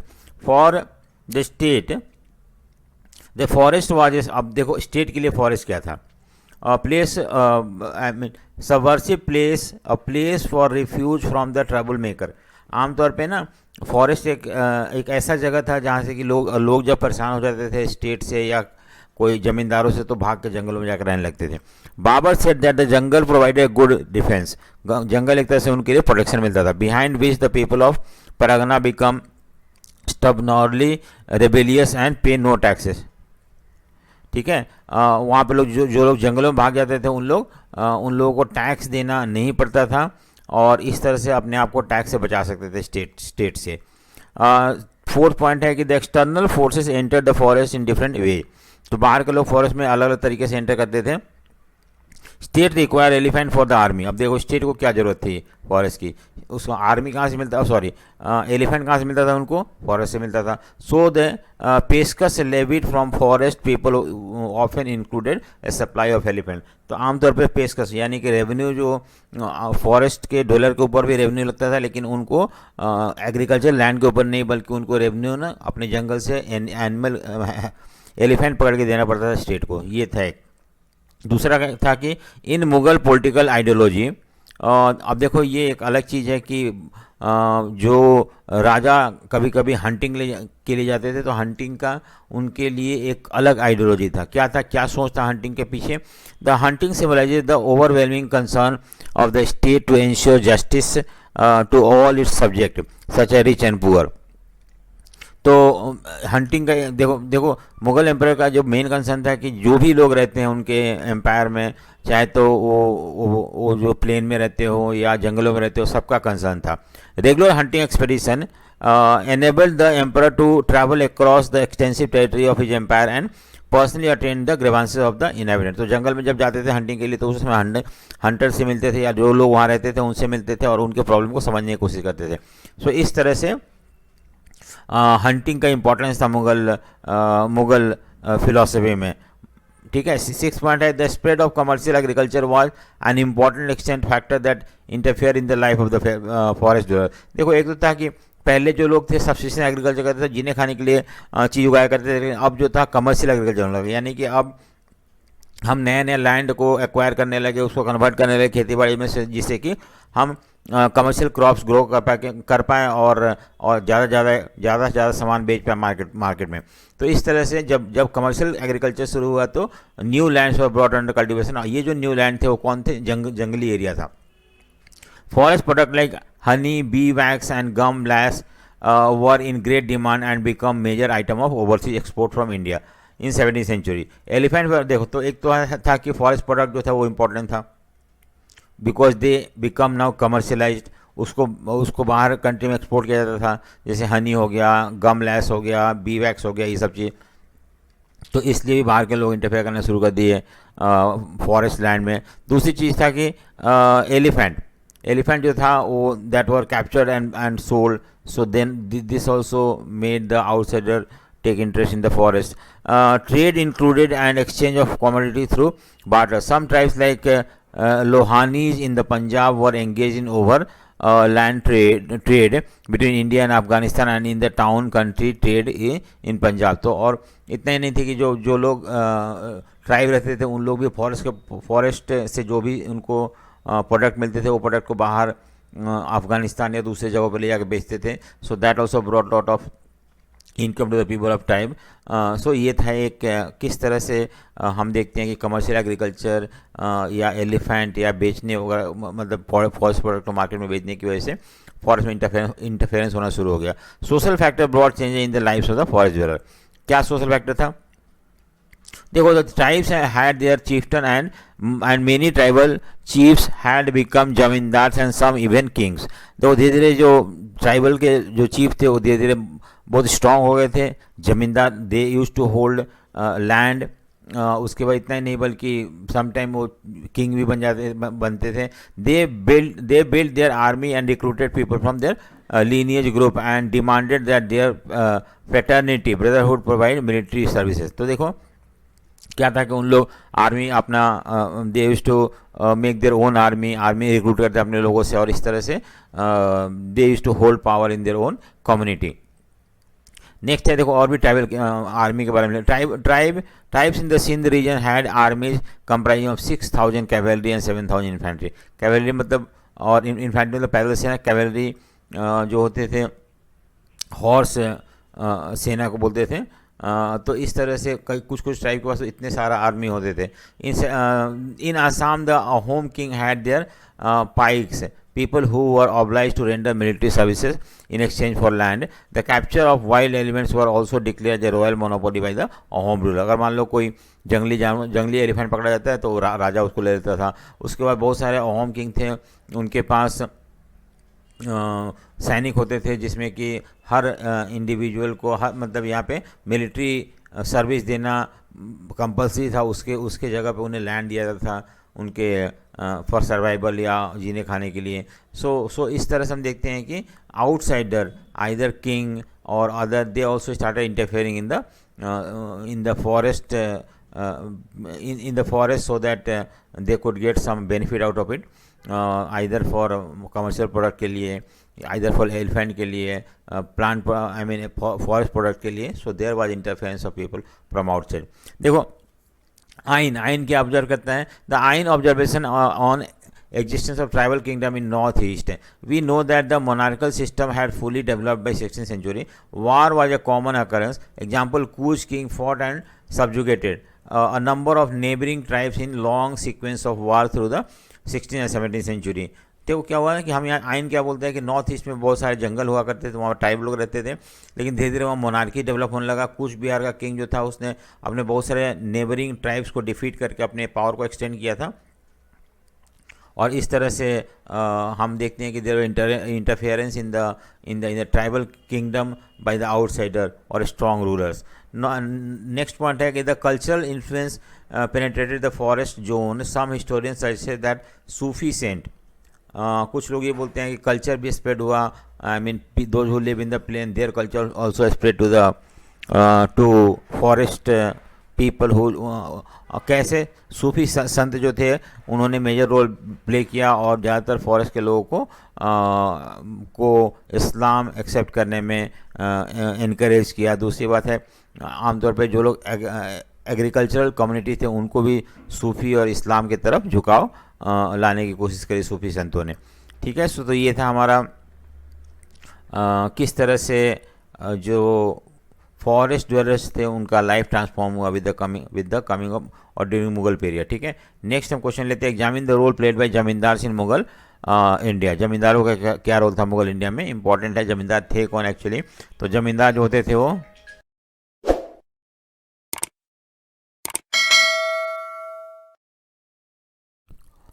Next question है examine the role played by zamindar in Mughal India. So Mughal India के समय जमींदारों का क्या रोल था, हम ये देखने जा रहे हैं इसमें. सो द जमींदार एक्चुअली सबसे पहला है कि जमींदार थे कौन. So who were zamindars? The zamindars were landed class who enjoyed economic and social privilege by virtue of their own superior status in rural society. एक तो ये थे कि जमींदार जो थे उनको इकोनॉमिक एंड सोशल प्रिविलेज था. क्यों? क्योंकि वो सुपीरियर स्टेटस इंजॉय करते थे. और क्या कारण था सुपीरियर स्टेटस इंजॉय करने का? कि उनके पास लैंड होता था, और दूसरी चीज़ था कि वो they use to collect revenue for the state. So they use to get state protection as well as they also have their own land. So कौन कौन से लैंड होते थे उनके पास? तो उन जो लैंड जमींदारों के पास होते थे उनको हम मिल्कियत बोलते हैं. Milkiyat land were cultivated for the private use of zamindar often with the help of hired labour. The zamindars could sell bequeath और mortgage the lands at will. तो जब मर्जी तब वो अपना ज़मीन बेच सकते थे, गिरवी रख सकते थे, और वो जो ज़मीन था उसको ज़मींदार अपने पर्पस के लिए यूज करता था. उसमें जो भी ग्रो होता था उसका प्राइवेट क्रॉप्स होते थे. ठीक है, सो नेक्स्ट है zamindar derive their power from the fact that they could often collect revenue. So मैंने बताया था दो कारण थे जमींदारों के पावरफुल होने का. एक तो था कि उनके पास अपना मिल्कियत होता था, अपना ज़मीन होता था, और दूसरा जो था ज़मीन जो उनका पावर एक और था कि they were the revenue collector for the state. So और उसके लिए उनको फाइनेंशियली कंपनसेट किया जाता था, उन्हें पैसा मिलता था, पार्ट ऑफ रेवेन्यू मिलता था. कंट्रोल ओवर मिलिट्री रिसोर्सेज, तीसरा कारण था कि उनके पास मिलिट्री रिसोर्सेज भी था. Another source of power. So most जमींदार हैड फोर्ट्रेस. चौथा था उनके पास फोर्ट हुआ करता था, और आर्म कंटिजेंट यानी कि आर्मी भी होते थे जिसमें कैवेलरी, आर्टिलरी और इन्फेंट्री इंक्लूड थे. सो इस तरह से we see that zamindars were very powerful during Mughal period. Jamindar constituted the narrow apex of social relations in Mughal countryside. Contemporary account give an impressive position of Rajput Brahmins who had got firm control over the society. So हम इसमें ये देखते हैं कि जमींदार जो थे वो एक तरह से रूरल सोसाइटी के एपेक्स पे थे, सबसे ऊपर थे सोशल रिलेशनशिप में. उसके बाद ये और Brahmin generally use to share power and use to get respect in the rural society. उनका पोजीशन रूरल सोसाइटी में सबसे ऊपर था क्योंकि उनका हायरार्की जो था कास्ट सिस्टम इंडिया में जो था, जिसमें कि फर्स्ट ब्राह्मण आते थे, उसके बाद जमींदार आते थे, या क्षत्रिय मोस्टली जमींदार ही होते थे. द जमींदार कंसोलिडेशन वाज स्लो प्रोसेस. अब कैसे जमींदार जो थे लैंड को एक्वायर करते थे? दो तरीके थे लैंड एक्वायर करने का. ठीक है, सो हम देखते हैं उसके कौन कौन से दो तरीके थे. एक तो bringing new land under cultivation. So एक जमींदारी एक्सपैंड करने का एक ये था कि वो नए नए लैंड को जैसे मान लो कि कोई फॉरेस्ट लैंड है उसको क्लियर करवाते थे and then they made that land suitable for cultivation. तो ये भी एक तरीका था नए लैंड को कल्टीवेशन में लेके आना. और दूसरा था क्लैन बेस्ड जमींदारी, मतलब जो उनके अपने जमींदारी होते थे और उसको वो भी बहुत बड़े बड़े जमींदारी होते थे. और ये जो दो प्रोसेस है जिसके थ्रू अब मान लो कि ब्रिंगिंग न्यू लैंड कैसे लेके आते थे? आइदर बाई परचेस भी खरीद सकते थे वो लैंड और जिससे अपने ज़मींदारी को बड़ा कर सकते थे. दूसरा, अगर स्टेट उनको ज़मीन दे देते थे, that also lead to expansion of zamindari. So zamindari consolidated was a slow process. This involve consolidation of new land by transfer of right by the order of the state or by purchase. People enter the rank of जमींदार as जमींदारी और bought and sold basically during this period. तो इस समय जमींदारी बेचा भी जाता था, खरीदा भी जाता था ज़मीन वगैरह. तो इसकी वजह से भी जमींदार बन सकते थे. दूसरा, उनको स्टेट उनको राइट देता था जमींदार बनने का, उनको लैंड दे देता था स्टेट अपनी तरफ से. और दूसरी था कि ट्रांसफ़र के थ्रू भी उनको उनके पास ज़मीन आ जाता था. सो ठीक है. सो नेक्स्ट है कि a combination of factor also allowed the consolidation of clan lineage based zamindari. For example, the Rajput and Jats adopted the strategy to consolidate their control over the vast territory in North India. जैसे राजपूत और जाट थे, इन्होंने बहुत बड़ा area को capture. सो राजपूत और जाटों ने क्या किया कि स्ट्रैटेजी अडोप्ट किया कि बहुत से टेरिटरी को कंट्रोल करे अपने अंडर और इस तरह से दे बिकम जमींदार इन देयर ओन टेरिटरी. दूसरी बात है कि पीजेंट्स पैस्टोरलिस्ट पहले जो थे ये they used to not only agriculturists but also they used to keep cattle with them. ऐसे जो ग्रुप थे, ऐसे कम्युनिटी जिसको हम सद गोपाल बोलते हैं, उन्होंने भी बहुत सारे एरिया को अपने कंट्रोल में ले लिया सेंट्रल और साउथ वेस्टर्न बंगाल में एंड दस दे बिकम जमींदार. सो जमींदार कैसे बनते थे हमने देखा. Zamindar spearheaded the colonization of agricultural land and helped in setting cultivation by providing them by means of cultivation including cash loans. The buying and selling of zamindar increased the process of monetization in the countryside. In addition, zamindar sold the produce from the milkiyat land and established market where peasants could come and sell their products. देखो इसमें क्या बताया हुआ कि उन्होंने नए नए area को जो कैप्चर किया, नए नए एरिया को अपने अंडर ले गया, उसमें कल्टीवेटर्स को वहाँ पे दे हेल्प द कल्टीवेटर्स को go and settle in these areas और उनको लोन वगैरह प्रोवाइड करते थे, उनको बाकी हेल्प देते थे जिससे कि वो area can be converted into agriculture land. और ज़मींदारी बिकती भी थी, खरीदी भी जाती थी और खरीदने बेचने के प्रोसेस में मनी ऑल्सो बिकम इम्पॉर्टेंट. और ज़मींदारों ने अपने मिल्कियत का जो भी क्रॉप्स होते थे उसको बेचने के लिए आस पड़ोस के एरिया में मार्केट डेवलप किया. ठीक है. जमींदार और एक्सप्लॉयटेटिव, तो कुछ लोग बोलते हैं जमींदार जो थे एक्सप्लॉयटेटिव थे और कुछ लोग मना कर देते थे. जो लोग बोलते थे एक्सप्लॉयटेटिव वो कि जमींदार जो थे पीजेंट्स को एक्सप्लॉयट करते थे और इस तरह से उनसे ज़्यादा टैक्स कलेक्ट करते थे. लेकिन ये हमेशा ऐसा नहीं होता था. जो लोग बोलते हैं जमींदार एक्सप्लॉयटेटिव नहीं होते थे, उनका अपना एक आर्गूमेंट है. जैसे कि दो आर्गूमेंट दिया हुआ है. एक तो भक्ति सेन जो थे उन्होंने कास्ट सिस्टम को उन्होंने क्रिटिसाइज किया, लेकिन ज़मींदारों को कभी ऐसा नहीं बोला कि वो एक्सप्लॉयटेटिव थे. और इस तरह से हम ये मान सकते हैं कि ज़मींदार जो थे वो जनरली अच्छे होते थे फ्रॉम द भक्ति पॉइंट ऑफ व्यू, भक्ति संतों के पॉइंट ऑफ व्यू से. और जब भी एग्रीकल्चर अपराइजिंग हुआ, जब भी स्टेट के खिलाफ रिवोल्ट हुआ, तो उस समय जमींदारों को सपोर्ट करने के लिए पीजेंट्स आते थे. अगर ऐसा था, अगर पीजेंट्स एक्सप्लॉयटेटिव होते तो शायद वो ज़मींदारों को सपोर्ट नहीं करते और ज़मींदारों को हेल्प नहीं करते to fight against the state और colonial rule. So these 2 points show that zamindars were not always brutal, not always exploitative in nature. ठीक है, सो इसको भी समझ में आ गया हमें, यहाँ लिखा हुआ इस दोनों पॉइंट को. सो हम नेक्स्ट क्वेश्चन देखते हैं. Mainstream of the Mughal empire, यानी कि लैंड रेवेन्यू सबसे इंपॉर्टेंट सोर्स ऑफ रेवेन्यू था मुगल एम्पायर का. हमें इससे कैसे एक्सप्लेन कर सकते हैं. Revenue from the land was the economic mainstay for the Mughal empire. Therefore it was important for the state to create an administrative apparatus to ensure control over agricultural production and to fix and collect revenue from the length and the breadth of the expanding empire. तो क्योंकि land revenue one of the most important revenue था, इसकी वजह से Mughal empire ने एक systematic administrative system develop किया था जिससे कि टैक्स को कलेक्ट किया जा सके इतने बड़े एम्पायर में. दूसरा क्या था, दीवान. तो इसके लिए कौन कौन से ऑफिशियल चुने गए थे. दीवान जो थे फाइनेंस मिनिस्टर थे, उनको दफ्तर बोलते हैं, जो कि सुपरवाइज करते थे फिजिकल सिस्टम को पूरा एम्पायर का. रेवेन्यू ऑफिशियल्स होते थे, रेवेन्यू रिकॉर्ड कीपर होते थे, जो कि एग्रीकल्चर डोमेन में become decisive agent in the shaping the agriculture. तो इन सब लोगों ने दीवान हो गया, रिकॉर्ड कीपर हो गया, जो कि गाँव तक जाते थे और लैंड का कितना अच्छा ख़राब लैंड है उसका रिकॉर्ड रखते थे और उसके बेसिस पे रेवेन्यू फिक्स किया जाता था. The Mughal state first try to acquire specific information about the extent of agriculture land in the empire, की कितना लैंड है और किस किस तरह का लैंड है, and what these land produce, और क्या क्या प्रोड्यूस करता है. उसके बाद ही उन लोग रेवेन्यू फिक्स करते थे उसके ऊपर. The land revenue arrangement consisted of 2 stages. First assessment then actual collection. इसको जमा एंड हासिल बोलते हैं. जमा मतलब होता है कि जो हम लैंड रेवेन्यू फिक्स करते थे उसको हम जमा बोलते हैं, और जो एक्चुअल कलेक्शन होता है वो हासिल बोलते थे. ठीक है. So in his list of duty amil guzar और revenue collector, Akbar declare that while he should strive to make cultivators pay cash. तो और दूसरी बात है कि कैश और काइंड में भी, वैसे तो एम्पर चाहता था कैश में है, लेकिन काइंड में भी मिलता था उन्हें. काइंड मतलब होता है कि ग्रेन्स के पार्ट जो भी उगाया जाता था उसका एक कुछ हिस्सा स्टेट को मिल जाता था, और ज़्यादातर जो रेवेन्यू था वो कैश में कलेक्ट किया जाता था. अकबर रूल में ऐसा हुआ था. ठीक है. While fixing the revenue, the attempts of the state was to maximize its claim. The scope of actually realizing these claims, however, thwarted by the local condition.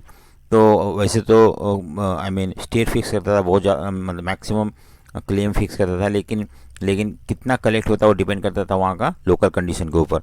Both cultivated and cultivable lands were major in each provinces. The Ain compiled the aggregate of such land during the Akbar's rule. Efforts to measure land continue under subsequent ruler. तो पहले land को major किया जाता था हर provinces में, और उसका quality और क्वांटिटी को चेक किया था, and based upon that land revenue fix किया जाता था. अकबर ने ये सिस्टम शुरू किया था लैंड को मेजर करना, और बाद में आने वाले रूलर भी इसको कंटिन्यू करते रहे. In 1965 Aurangzeb introduce his land officers to prepare annual record of the number of cultivators in each village, but not all the areas like forests were measured successfully. Akbar ने तो औरंगजेब ने तो यहाँ तक शुरू किया था कि हर साल लैंड के कितने कल्टिवेटर्स हैं उनका रिकॉर्ड रखना, और लेकिन ऐसा था कि पूरे एरिया इतने बड़े एम्पायर का को सक्सेसफुली नंबर ऑफ कल्टिवेटर्स को कैलकुलेट करना पॉसिबल नहीं था. और ऐसे बहुत सारे एरिया होते जहाँ फॉरेस्ट होते थे, जहाँ पे कि जो फॉरेस्ट पीपल मूव करते थे एक जगह दूसरी जगह, तो उनका रिकॉर्ड रखना भी पॉसिबल नहीं था. ठीक है. तो ये हो गया. नेक्स्ट क्वेश्चन हमारा कि रेवेन्यू सिस्टम कैसा था, what was the main source of revenue for the state. Next question आता है हमारा कि explain the significance of monetary transaction during the 16th-17th century, यानी कि पैसा का लेन देन कैसे हुआ करता था. ठीक है. The Mughal empire had consolidated powers and resources during 16th-17th century. जैसे कि सिर्फ मुगल एम्पायर नहीं था, उस समय हम देखते हैं चाइना में मिंग एम्पायर हुआ करता था, सफाविद जो थे ईरान में होते थे, ऑटोमन एम्पायर टर्की में हुआ करता था, और इंडिया में मुगल एम्पायर होते थे. तो इस तरह से इन लोगों का भी अपना ट्रेड वगैरह था. So the political stability of these empire created a vibrant network of overland trade from China to Mediterranean sea. तो इतना बड़े एम्पायर होने की वजह से यहाँ पे हम देखते हैं कि ट्रेड वगैरह भी हुआ करता था लैंड के थ्रू, और चाइना से जो गुड्स बनाए जाते थे that were exported through land to different part of the Europe also. ठीक है. तो ये तो हो गया लैंड के थ्रू ट्रेड होता था. मुगल एम्पायर के टर्की ऑटोमन एम्पायर के साथ, चाइना के साथ, रोमन एम्पायर के साथ, ठीक है। सो दूसरी बात है कि कुछ और डेवलपमेंट होते हैं। कौन से डेवलपमेंट होते हैं? हम आई मीन सी रूट भी डेवलप होते हैं, वॉयजेज ऑफ डिस्कवरी, और न्यू लैंड मतलब अमेरिका वगैरह का डिस्कवरी होता है। एंड उसके बाद एशिया का ट्रेड जो था यूरोप के साथ और बढ़ना शुरू होता है। This result in the geographical greater geographical diversity of Indian Ocean trade and expanded the commodity composition of trade। और इस तरह से हम देखते हैं कि लैंड के थ्रू तो पहले हुआ ही करता था, अब जो था सी के थ्रू भी होना शुरू हो गया जब अमेरिका का डिस्कवरी हुआ था, और इस तरह से इंडिया और यूरोप और अमेरिका का ट्रेड जो था बढ़ना शुरू हो गया। तो मुगल एम्पायर का इससे फ़ायदा होने लगा। And expanding trade brought huge amount of silver Boolean. तो जब हम ट्रेड करते थे तो हमें एक्चुअली जो पेमेंट मिलता था वो सिल्वर के थ्रू मिलता था, और इस तरह से इंडिया में बहुत ज़्यादा सिल्वर आना शुरू हो गया।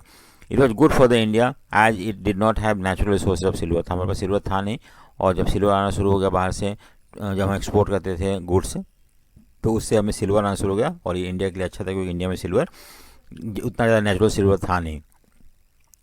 The period between 16 and 18th century was marked as a remarkable stability in the availability of metal currency।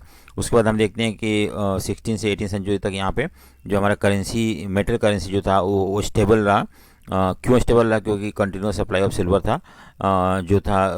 हाँ ठीक है। और हम आई मीन मुगल एम्पायर ने silver currency I mean mint किया। This facilitated expansion of minting of coins and circulation of money in the economy as well as the ability of Mughal state to extract taxes and revenue। तो इससे फ़ायदा क्या होता था कि monetise economy होना शुरू हो गया। अब सिल्वर रुपी जो था वो मिंट होना शुरू हो गया, और मुगल एम्पायर जो थे टैक्स ना अब कैश में कलेक्ट करना शुरू कर दिए। पहले काइन में भी आता था लेकिन अब कैश में ज़्यादा आने लगा। The testimony of Italian traveller, तो एक इटली का एक ट्रैवलर था, उसने हमें ये अकाउंट देता है, एक इन्फॉर्मेशन देता है, gives A graphic account about the way silver traveled across the globe to reach India। It also give an idea idea of the phenomenal account of cash and commodity transaction। तो हमें एक Italian traveller था, उनसे ये पता चलता है कि किस तरह से वर्ल्ड के जो सिल्वर थे वो इंडिया पहुंचता था, बिकॉज इंडिया का ट्रेड जो था फेवरेबल था उस समय, और इंडिया बहुत सारी एक्सपोर्ट करता था वर्ल्ड में, and through these export silver is to flow to India. और ये भी शो करता है किस तरह से कैश में ट्रांजैक्शन होना शुरू हो गया। सो ठीक है। सो ये ट्रेड के बारे में हम देखते हैं मुगल एम्पायर के समय। नेक्स्ट है हमारा कि राइट डिटेल नोट ऑन आइन अकबरी। इंपॉर्टेंट है आइन अकबरी के बारे में। आइन अकबरी जो था ये एक हिस्टोरिकल एडमिनिस्ट्रेटिव प्रोजेक्ट था जो कि अबुल फजल ने लिखा था, और अकबर ने इस प्रोजेक्ट के बारे में आई मीन अबुल फजल को बोला था लिखने के लिए। सो आइन अकबरी एक बुक है जो कि अबुल फजल ने लिखा था, और अबुल फजल जो था अकबर का कोर्ट पोएट था जिसने ये लिखा। ये 1598 में हुआ था, और 42nd रीजनल ईयर में ये कंप्लीट हुआ था। देखो क्या था आइन अकबरी के बारे में, थोड़ा सा हम समझते हैं इसके बारे में। आइन जो था part of the larger project of history known as Akbarnama. ठीक है। आइन अकबरी या आइन हम बोलते हैं उसको, ये एक अकबरनामा एक प्रोजेक्ट था जो कि अबुल फजल ने लिखा था। उसमें 3 बुक्स थे। सो फर्स्ट और सेकंड बुक जो था वो हिस्टोरिकल नैरेटिव था मुगल एम्पायर के बारे में। द थर्ड बुक को हम आइन अकबरी बोलते हैं। ठीक है। सो अकबरनामा ये जो बुक था इसके 3 पार्ट थे, फर्स्ट सेकंड एंड थर्ड। तो थर्ड बुक वाज कॉल्ड आइन अकबरी। फर्स्ट सेकंड जो था हिस्टोरिकल नैरेटिव था, मुगल एम्पायर के हिस्ट्री के बारे में था, ऑर्गेनाइज का। ठीक है। सो नेक्स्ट है हमारा कि द आइन गिव्स अ डिटेल अबाउट। तो आइन में हमें क्या क्या चीज़ पता चलता है, what all thing we come to know through Ain, कि कोर्ट के बारे में, उसके बाद एडमिनिस्ट्रेशन के, आर्मी के बारे में, हमें revenue system, physical layout of Akbar empire, कितना बड़ा एम्पायर था, कितने सूबा थे उसके अंदर, कल्चरल रिलीजियस एस्पेक्ट के बारे में हमें इस बुक से पता चलता है। नेक्स्ट है collecting and compiling the information systematically was an important imperial exercise. ये एक बहुत इम्पॉर्टेंट था और बहुत डिफ़िकल्ट टास्क था। It informed the emperor about the varied and diverse custom and practices. ये हमें बताता है उसके एम्पायर में किस तरह के कस्टम प्रैक्टिसेस थे जो कि उनके पूरा टेरिटरी में फैले हुए थे। Ain is a mine of information, एक इंफॉर्मेशन का खजाना है ये। Mughal empire during the Akbar rules, but we must remember that it is it was a view of society from the apex, ऊपर से लिखा हुआ है, कोर्ट के पॉइंट ऑफ व्यू से लिखा हुआ है, किंग के पॉइंट ऑफ व्यू से लिखा हुआ है, ना कि लोगों के पॉइंट ऑफ व्यू से लिखा हुआ है। ठीक है, सो आइन is made up of 5 book. कौन कौन से बुक है आइन का? एक तो है मंजिल अबादिल। ठीक है, ये पहला बुक था। सो मंजिल अबादिल जो कि इम्पीरियल हाउस होल्ड के बारे में, और दूसरा मेंटेनेंस उनके मेंटेनेंस हाउस होल्ड घर को, आई मीन पैलेसेस को मेंटेन करने का। दूसरा था सिफा आबादी जो मिलिट्री और सिविल एडमिनिस्ट्रेशन के बारे में डील करता है, उनके इस्टेब्लिशमेंट सर्वेंट वगैरह के बारे में। उसके बाद इसी में हम मनसबदार सिस्टम ये सब चीज़ पढ़ते हैं, पोएट आर्टिस्ट वगैरह के बारे में। थर्ड जो था मुल्क अबादिल जो कि इनकम और एक्सपेंडिचर ऑफ स्टेट के बारे में, इसमें ये बताता है कि there were 12 provinces during Akbar period. उसके बाद हमें इसमें ये पता चलता है कि सबसे ऊपर स्टेट हुआ करता था एम्परर, उसके बाद एम्परर सूबा में बटा हुआ था, सूबा सरकार में बटा हुआ था, और सरकार जो था परगना में बटा हुआ था, and finally there was village. ठीक है, ये भी हमें उसके बाद उसमें पता चलता है। सो नेक्स्ट है 5th बुक, और हाँ 4th और 5th book religion, library, literary, cultural tradition के बारे में बताया हुआ है। इसमें अकबर्स ऑस्पिशियस सेइंग वगैरह भी लिखा हुआ है इसके अंदर। सो ये सारी चीज़ है। 5th है कि आईने Akbari was more than A reproduction of official paper, it was revise 5 time, और बहुत डिग्री ऑफ एक्यूरेसी इसमें मेंटेन किया गया है, क्रॉस चेक किया गया है, वेरीफाइड किया गया इन्फॉर्मेशन को, and then it was written down. All numerical data जो were reproduce in words to minimize the changes of subsequent translation. अगर मान लो कि जो 25 है तो इसको 25 ठीक है इस तरह से लिखा हुआ है, जिससे कि जो इसको रिवाइज करे वो गलत आई मीन नंबर ना पुट कर दें। सो ये सब चीज़ ये लिया हुआ है। इसके बावजूद भी इसके कुछ लिमिटेशन है, इतने ध्यान से लिखने के बाद भी इसमें कुछ लिमिटेशन है। क्या क्या लिमिटेशन है? Numerous errors in totalling have been detected. These are ascribed to simple shapes if arithmetic or transcription of Abul Fazl's assistants. तो हो सकता है ये गलती हो अबुल फजल का असिस्टेंस के, तो न्यूमेरिकली एरर है इसके अंदर टोटलिंग में। अनदर लिमिटेशन ऑफ आइन is the somewhat skewed nature of the quantitative data. कुछ डेटा बहुत ज़्यादा है, कुछ बहुत कम है, तो इसका मतलब ये बदलता है कि शायद जो प्रोविंसेस डेटा कम आया है वो जो है, जैसे कि मान लो किसी प्रोविंस का डेटा बहुत ज़्यादा है, इनकम किसी का कम है, तो ये स्क्यूड नेचर ऑफ एस्टिमेशन देखा गया डेटा का, तो ये भी एक कमी इसके बारे में देखा जाता है। मोस्ट प्रोबेबली ये हो सकता है कि शायद सारे प्रोविंसेस से डेटा प्रॉपरली कलेक्ट ना हुआ हो, जिसका ज़्यादा जिस स्टेट का तो देखो many subas detail information was compile about the caste composition zamindar, but such information not available for the Bengal and Orissa. यानी कि दूर दराज के सूबाज में ये हमें इन्फॉर्मेशन नहीं मिलता है, लेकिन जो दिल्ली के आसपास का एरिया था या आगरा वगैरह यहाँ का हमें प्रॉपर इन्फॉर्मेशन दिया जाता है। तो ये भी एक कमी था इसका कि पूरे एम्पायर के बारे में इसमें नहीं बताया हुआ है। While the physical data from the suba is remarkable for its richness, some equally vital parameters such as prices and wages from the some area are not as well as documented। तो वैसे तो हमें उस समय के फिजिकल पॉलिसी के बारे में प्राइसेस के बारे में पता चलता है कि सारे कुछ स्टेट्स के मिलते हैं हमें, कुछ प्रोविंसेस के मिलते हैं, ना कि पूरा टेरिटरी का मिलता है। So the detail list of prices and wages that the Ain does not provide is mainly derive from the data pertaining to area or the around the imperial capital of Agra, and therefore it is limited relevant for the rest of the country। तो आगरा के आसपास के area का हमें detail मिलता है हमें इसके बारे में, लेकिन not for the entire country which was under the control of Mughal empire. Extraordinary document, तो इसके लिमिटेशन के बावजूद भी हम देखते हैं कि ये बहुत इंपॉर्टेंट डॉक्यूमेंट था। Ain reminds us the extraordinary document because of the following reason. क्यों इसको हम एक्स्ट्रा ऑर्डनरी बोलते हैं? By providing fascinating glimpse into the structure and organisation of the Mughal empire and giving us a quantitative information about its product people. तो यही इसमें difference है कि ये जो बाकी क्रॉनिकल्स थे वो वार कॉन्क्वेस्ट के बारे में बात करते हैं, लेकिन आइन अकबरी जो था एक तरह से अलग तरह का इन्फॉर्मेशन देता है, जैसे कि क्रॉप्स प्रोड्यूस होना, रेवेन्यू कलेक्शंस, लैंड डिस्ट्रीब्यूशंस, जमींदारों को रिलीजन कल्चर के बारे में। तो ये एक तरह से ब्रेक थ्रू था नॉर्मल क्रोनिकल के हाँ. So information about the country people and its products was mention only incidentally and embellishment to essentially political thrust of the narratives.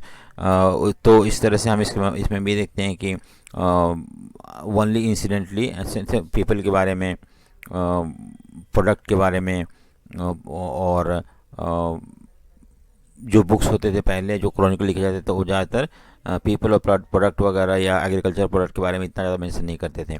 लेकिन ऐसा आइन में नहीं है. आइन completely departed from these tradition. तो ये पहले के बुक्स के बारे में है. पहले क्रॉनिकल जो लिखे जाते थे उसमें ज़्यादातर किंग्स के बारे में, कोर्ट के बारे में होता था. लेकिन आइन ऐसा नहीं है. आइन ने इस तरह के राइटिंग को और उससे डिविएट हो गया. उसने इंफॉर्मेशन दिया है एम्पायर के बारे में, उनके लोगों के बारे में, और इस तरह से 17वीं सेंचुरी के हम सोशल, कल्चरल, रिलीजियस एस्पेक्ट के बारे में इसके थ्रू जानते हैं. एडमिनिस्ट्रेटिव सिस्टम के बारे में जानते हैं. रेवेन्यू सिस्टम के बारे में अच्छी तरह समझ में आता है इसमें. The value of Ain quantitative evidence is uncontested where the study of agrarian relationship is concern. अगर हमें एग्रीकल्चर के बारे में, एग्रेरियन रिलेशनशिप के बारे में, लैंड रेवेन्यू, कौन से क्रॉप ग्रो करते थे, क्या प्राइजेस थे, अगर ये जानना है तो हमें आइन बहुत इंपॉर्टेंट वैल्यूएबल बुक है. ठीक है. प्रोफेशंस के बारे में अगर बताएं, ट्रेड के बारे में, इंपीरियल एस्टैब्लिशमेंट के बारे में, हाँ, इसे ये सब चीज़ हमें जानना है तो हमें one of the best book है आइन अकबरी. सो ठीक है. सो अगर आपको समझ में आएगा तो please like, share and subscribe जरूर करें. So thank you for watching.